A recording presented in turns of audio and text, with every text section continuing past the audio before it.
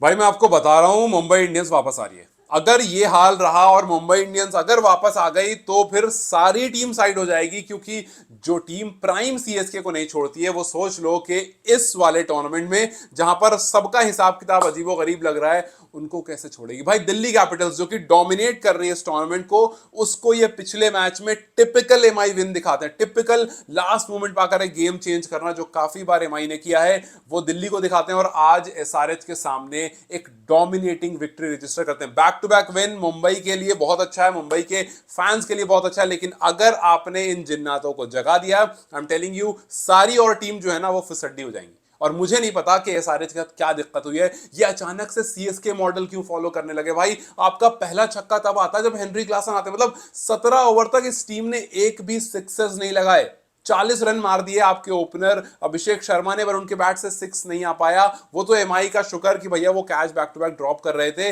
वरना I am telling you आज उनकी झलक दिख गई थी। आज देखो Bumrah was looking very close to what he is. आज जिस तरह से यॉर्कर पर क्लासन को बोल्ड किया है, बुमराह अगर वापस आ गए परेशानी खड़ी हो जाएगी। Rohit Sharma was looking very good. Rohit Sharma out जरूर हो गए, लेकिन रोहित शर्मा ने जिस तरह का स्टार्ट दिया, एक ओवर में दो दो छक्के, तीन छक्के लगाकर, मतलब जो स्टार्ट दिया रोहित शर्मा ने, अगेन टेलिंग यू भाई अगर ये टीम वापस आ गई दिक्कत हो जाएगा। विल जैक्स को लेकर जो इतने सवाल उठ रहे थे, बैट से भी कंट्रीब्यूट किया, बॉल से भी कंट्रीब्यूट किया। सूर्या विल दोनों काफी अच्छे दिख रहे थे, और हार्दिक पांड्या ने ऑलमोस्ट गेम फिनिश कर दिया, तो वो उनके दिमाग का थोड़ा अंदर की जो माता है वो जाग गई थी, वरना उन्होंने गेम खत्म कर दिया। So Hardik the finisher is getting ready, भाई आपका Jasprit Bumrah is getting ready, Rohit Sharma अपने निक में वापस आ रहे हैं, बाकी बीच के सूर्या वूर्या वो काम कर ही रहे। सो अगर ये एमआई इकट्ठा हो गई और जो बोल्ट वगैरह थोड़े बहुत बच रहे हैं अगर वो वापस आ गए, तो फिर आप इनके सामने कोई टीम रख दो। भाई जिसने प्राइम सीएसके को नहीं छोड़ा वो कहां से किसी और टीम को छोड़ेगी। इनके सामने आप कोई सी टीम रख दो,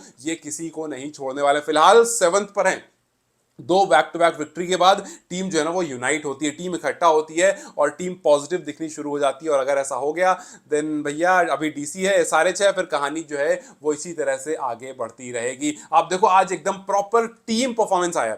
रैन रिगल्टन ने मारे 31 रन 23 बॉल्स में, एक अजीबो गरीब नो बॉल का, खैर उसको बाद में डिस्कस करेंगे, बट वो नो बॉल का किस्सा वो थोड़ा सा डिबेटेबल जरूर है, उसको लेकर एक शॉर्ट्स बनाऊंगा, आप आकर उसमें मुझे अपनी राय जरूर बताना। फिर उसके बाद रोहित शर्मा 16 बॉल्स में 26 रन, काफी अच्छा कॉन्ट्रीब्यूशन। विल जैक्स 26 बॉल में 36, सूर्या भी 26 मार के आते हैं, तिलक वर्मा भी 21 मार के आते हैं, हार्दिक पांड्या भी 21 मार। सोचो ये पूरी की पूरी टीम अच्छे स्ट्राइक रेट से और इक्वल कॉन्ट्रीब्यूशन 20+, 30+, 20+, 30+ करके एक अच्छा टोटल बड़े आराम से चेस डाउन करके चली जाती है। जहां पर एसआरएच जो कि 200 से ऊपर स्ट्राइक रेट से खेलने के लिए जाने आते हैं, उनके बैटर्स स्ट्रगल कर रहे थे, वहां पर एमआई के बैटर्स बड़े आराम से रन बना रहे थे। अब देखो एसआरएच के जो टॉप 3 आपके बैटर्स हैं, या फिर यूं कहूं कुछ मेन बैटर्स हैं, उनके नंबर्स आप देखो, ट्रेविस हेड, ईशान किशन, नीतीश रेड्डी, ये वो नाम है जिनका स्ट्राइक रेट 100 भी क्रॉस नहीं कर पाया।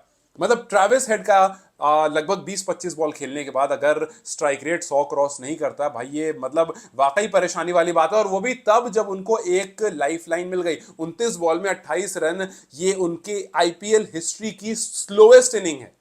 और वो भी कब, जब उनको एक लाइफ लाइन मिल गई थी उसके बावजूद, और भी उस पिच पर जहां Rohit Sharma was looking good, वो फटाफट छक्के मार रहे थे शमी को, कमिंस को। सो यहां पर अगर इस तरह के एसआरएच के मेन बैटर्स की हालत खराब होती है तो भैया मैं बता रहा हूं कि ये बड़ी मुसीबत वाली बात है। और वो ईशान किशन जिनसे काफी ज्यादा उम्मीद थी वो भी लगातार डिसअपॉइंट करे। सो उन दानवों के बारे में जहां हमने बातें की थी कि भैया 200 का स्ट्राइक रेट, 200+ स्ट्राइक रेट, अब की बार 300 पार, ये 150 पार भी बड़ी मुश्किल से हो रहे हैं। आप देखो कि ईशान किशन जब आए थे बड़ी अच्छी शुरुआत थी भाई साहब, क्या सेंचुरी लगाई थी यार, मजा आ गया, सबको लगा कि यार ये सीजन होने वाला है ईशान का। बट फिर आप देखो 2 run, 9 run, 17 run, 2 run, 2 run, 0 run, मतलब इस तरह से ईशान के पिछले कुछ परफॉर्मेंसेज आई हैं और ये निराश कर रही हैं। क्योंकि आपने पहले मैच में 106 नॉट आउट किया था, उसके अगले मैच में सब मिला करके आपने 34 बॉल खेली, 34 बॉल्स, और उसमें सिर्फ और सिर्फ 32 रन स्कोर कर पाया। अब जो पहली मैच में 47 बॉल में 106 नॉट आउट करते हो, वो आखिर ऐसा क्या हो जाता है कि एकदम अगले मैच से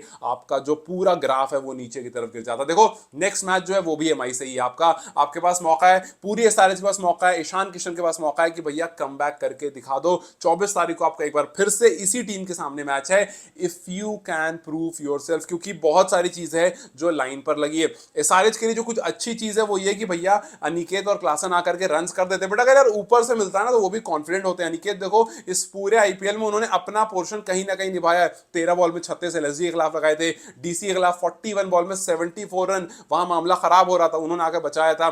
14 बॉल में 18, जीटी के खिलाफ आज भी 8 बॉल में 18 नॉट आउट रहे। सो ही इज डूइंग जो उनको उनका पोर्शन है वो उसको कर रहे हैं आकर के, लेकिन ऊपर से मामला इतना खराब हो रहा है कि मानो कुछ उनकी जो पारी है वो काउंट भी नहीं हो पा रही है। सो अभी तक एसआरएच के लिए अनिकेत ने काम अच्छा किया है, क्लासन भी आकर के सपोर्टिंग पारी खेलते हैं, लेकिन वो काफी नहीं हो पाता। आज भी देखो, आज ही 20 ओवर में 162 ही बोर्ड पर लग पाए। तो ये जो इनिंग्स है ना, जो प्लेयर्स खेल रहे हैं आकर के नीचे वाले और जो ऊपर वाले फ्लॉप होकर जा रहे हैं, ये बड़ी दिक्कत वाली बात है। आज सोचो कि एमआई ने कैचेस इतने छोड़े तब जाकर के आप थोड़ा सा रन भी ऊपर में बना पाए, वरना अगर कैचेस नहीं छूटते तो फिर तो भैया आप ऊपर से ही निपट जाते, और जब तक अनिकेत और क्लासन आते हैं शायद ये 160 ना होकर के 120 या 130 होता। सो ये वाकई एसआरएच के लिए सोचने वाली बात है कि भैया क्या ऐसा हो रहा है कि आप एक मैच बढ़िया खेलते हैं, फिर आप लगातार फ्लॉप होते हैं, फिर आप एक मैच बढ़िया खेलते हैं। आप क्या, अभिषेक शर्मा ने पिछला मैच जिता दिया पूरा, वरना टीम कुछ खास वैसा कुछ अलग किया नहीं, पहले मैच के बाद पूरा फ्लॉप होती आ रही है। और अगर ऐसा ही रहा तो एसआरएच की वो जो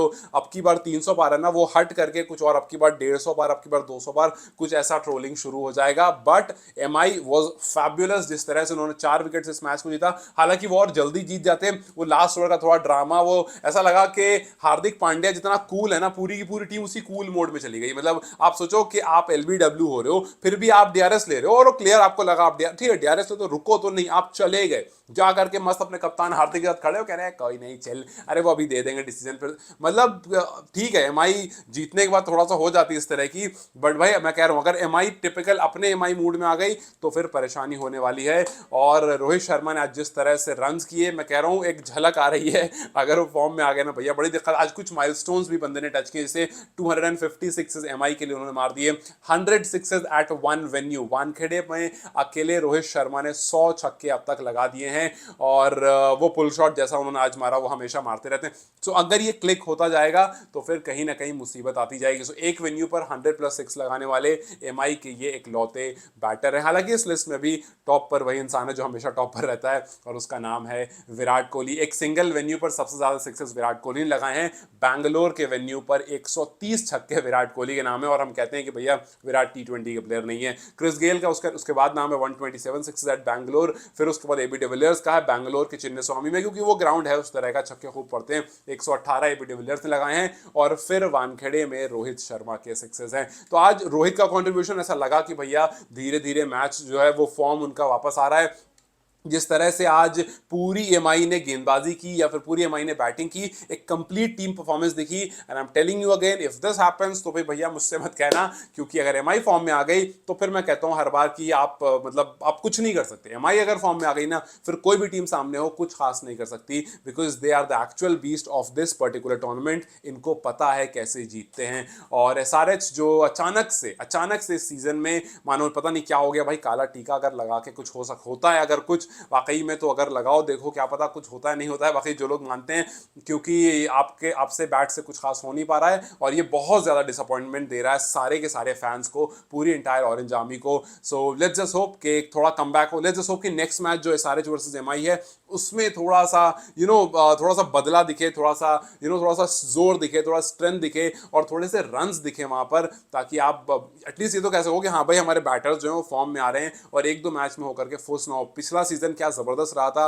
बट इस सीजन में पूरी की पूरी टीम जो है वो फ्लॉप परफॉर्मेंस दे रही है। खैर let's just wait and watch, क्या ईशान किशन वापस आ सकते हैं, क्या एसआरएच वापस आ सकती है, क्या ट्रेविस हेड वापस आ सकते हैं, क्या हमें अभिषेक शर्मा का जलवा देखने को मिल सकता है, क्या क्लासन क्लासन भी उस क्लास में नहीं आ पा रहे, क्या क्लासन उसी क्लास में आ पाते हैं, क्या ये जो पूरी यूनिट है रेड्डी क्या उस फॉर्म में आ पाते हैं। It's very difficult to say, but yes will have to wait and watch. खैर आपको क्या लगता है, क्या एमआई के जानवर वापस से वाकई जाग रहे हैं, या फिर एक दो मैच का खेला है और फिर फुस हो जाएंगे? Do it in comment section. Till then you guys take care, I will see you very soon, bye bye.